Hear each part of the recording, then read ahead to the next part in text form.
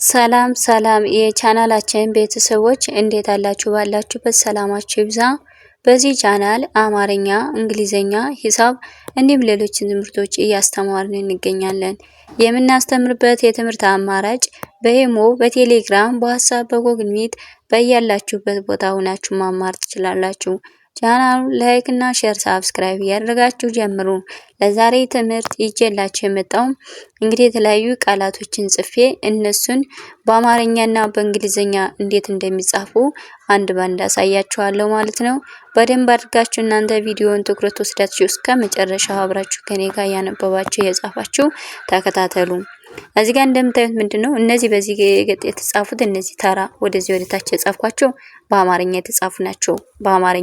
በአማርኛ ስማቸውን ጽፌ ከዛ ደግሞ ምንድነው ስማቸውን በእንግሊዘኛ እንዴት እንደሚጻፉ ነው ማሳያችሁ ማለት ነው። በአማርኛና በእንግሊዘኛ እንዴት እንደምጽፋቸው ማለት ነው። ለምሳሌ እዚህ ጋር ምን ይላል? መዲና ይላል።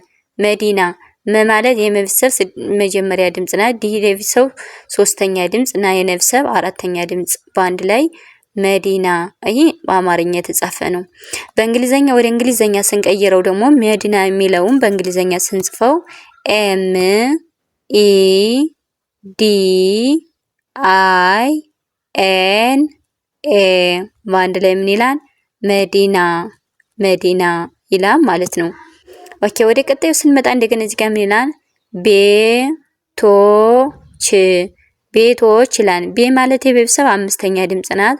ቶ የቤተሰብ ሰባተኛ ድምጽ ናት። የቤተሰብ ስድስተኛ ድምጽ ሰባተኛ ድምጾች ናቸው።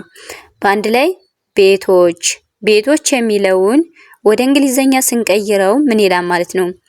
ቢ ኢ ቲ ኦ ሲ ኤች ምን ይላል ማለት ነው? ቤቶች ይላል ማለት ነው።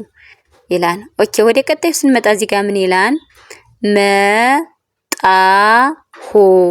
መጣሁ ማለት የመጀመሪያ ድምጽ ናት። ጣ የጠቢሰብ አራተኛ ድምጽ ናት። ሁ የሀቤተሰብ ሁለተኛ ድምጽ።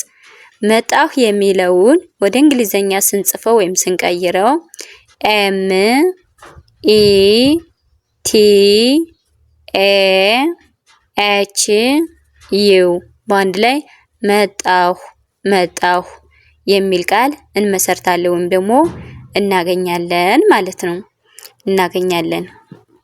ወደ ቀጣይ ስንመጣ እዚህ ጋር አለሁ ማለት የመጀመሪያ ድምጽ ናት። ለመጀመሪያ ሁ የሀቤተሰብ ሁለተኛ ድምጽ አለሁ የሚለውን ወደ እንግሊዘኛ ስንጽፈው ኤ ኤል ኤ ኤች ዩ ምን አለ ማለት ነው? አለሁ ይላል ማለት ነው። ኤ ኤል ኢ ኤች ዩ በአንድ ላይ አለሁ የሚል ቃል እንመሰርታለን ማለት ነው። ወደ ቀጣይ ስንመጣ እዚህ ጋር ምን ይላል? ሰላም የመጀመሪያ ድምጽ ናት። ላይ ለቤተሰብ አራተኛ ድምጽ፣ የመብሰብ ስድስተኛ በአንድ ላይ ሰላም የሚለውን ወደ እንግሊዘኛ ስንቀይረው ምን ይላል? ኤስ ኢ ኤል ኤ ኤም በአንድ ላይ ሰላም የሚል ቃል እንመሰርታለን ማለት ነው። በጣም አሪፍ። ኦኬ ቀጣዩ እዚህ ጋር ሀሊማ የመጀመሪያ ድምጽ ናት። ለቤተሰብ ሶስተኛ ድምጽ፣ የመብሰብ አራተኛ ድምጽ። ሀሊማ የሚለውን ሀሊማ በአማርኛ ስንጽፈው ወደ እንግሊዘኛ ደግሞ ሀሊማ ብለን ስንጽፈው ኤች ኤ ኤል አይ ኤም ኤ በአንድ ላይ ሀሊማ የሚል ቃል እንመሰርታለን ወይም ደግሞ እናገኛለን ማለት ነው። ወደ ቀጣዩ ስንሄድ ጸጥታ ይላል። የመጀመሪያ ድምጽ የተቤተሰብ ስድስተኛ ድምጽ። ጸጥታ የሚለውን ወደ እንግሊዘኛ ስንቀይረው ቲ ኤስ ኢ ቲ ኤስ ኢ ቲ በአንድ ላይ ጸጥታ ይላል ማለት ነው።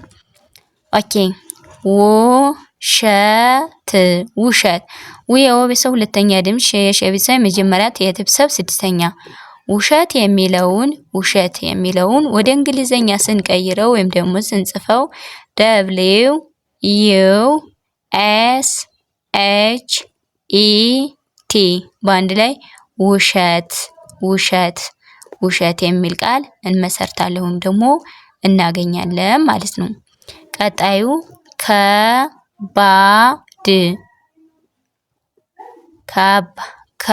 እዚህ ጋር ስህተት አለኝ። ካ ነው የምትሆን ሲጀመር ከ ነው የምትሆን። ከባድ ብዬ ነው የጻፍኩትኝ። ኬ ኢ ቢ ኤ ድ ከባድ ለማለት ነው የተጻፈው። ከባድ ለማለት ነው ማለት ነው። ወደ ቀጣዩ ስንሄድ ሜሮን ሜ ማለት የቤተሰብ ስንተኛ? አምስተኛ ድምጽ ነው። ሮ የቤተሰብ ሰባተኛ ድምጽ፣ የቤተሰብ ስድስተኛ። ሜሮን የሚለውን ወደ እንግሊዘኛ ስንቀይረው ኤም ኤ አር ኦ ኤን በአንድ ላይ ሜሮን የሚል ቃል እንመሰርታለን ወይም ደግሞ እናገኛለን ማለት ነው።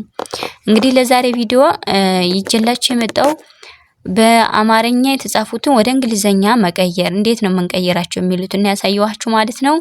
ለዛሬ ቪዲዮ ይህን ይመስል ነበር። በሌላ ቪዲዮ እስከምንገናኝ ሰላም ሁኑ፣ ሰላም ቆዩ።